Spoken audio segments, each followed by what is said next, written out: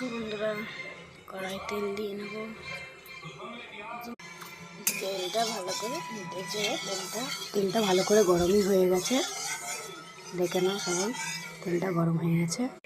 এবার আলু কটা ছেড়ে দেবো, কটা আলু ভেজে নেব। আলুগুলো যেহেতু ছোটো ছোটো, এবার গোটা গোটাই আলু দিয়েছি, ভেজে নেব।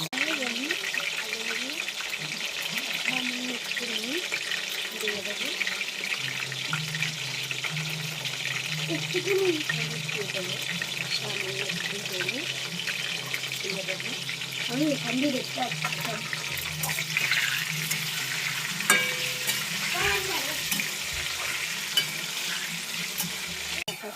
আলুগুলো ভাজা হয়ে গেছে। এবার আলুগুলো ভাজা হয়ে গেছে, একে একে তুলে নেব। এবারে একই থালায় পেঁয়াজ বাটা, আদা রসুন বাটা, কাঁচা লঙ্কা, তেজপাতা, টমেটো বাটা সব ওই তেলে দিয়ে দেবো।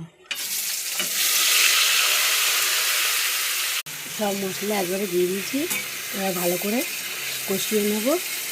কষানোর আগে একটু ভেজে নেব, তারপরে কষিয়ে নেব। মশলা ভালো করে ভেজে কষাতে হবে। বন্ধুরা, মাংসটা ফার্স্টে মাখিয়ে রেখেছি নুন, হলুদ, লঙ্কার গুঁড়ো, টক দই দিয়ে আর একটু তেল দিয়ে মাখিয়ে রেখেছি। পেঁয়াজটা যখন ভাজা ভাজা হয়ে যাবে তখন এটা দিয়ে দেবো। দেখো এটা পুরো ভাজা ভাজা হয়ে গেছে। এবারে মাখানো মাংসটা সেটা দিয়ে দেবো।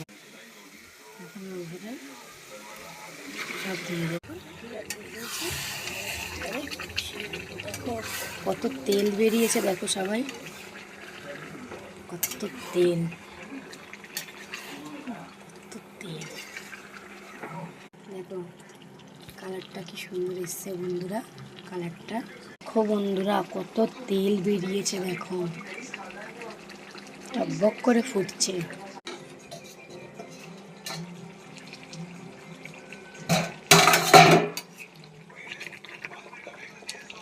চাই কিসে?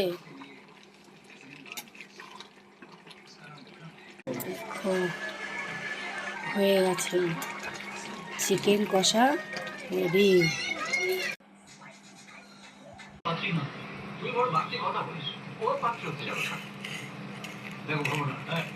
যদি পছন্দ হয় তো আজকেই আমি হ্যাঁ বলে চলে আসবো। ঠিক আছে। এই বাবা, এই তুমি কি বলবে বলছো? এই বাবা, না না কি আর বলবো, চল না গিয়ে দেখি। পছন্দ হয়ে গেলে তো ভালোই। টাকা থেকে ভারত সরকার সমস্ত দেশবাসীর সুবিধার্থে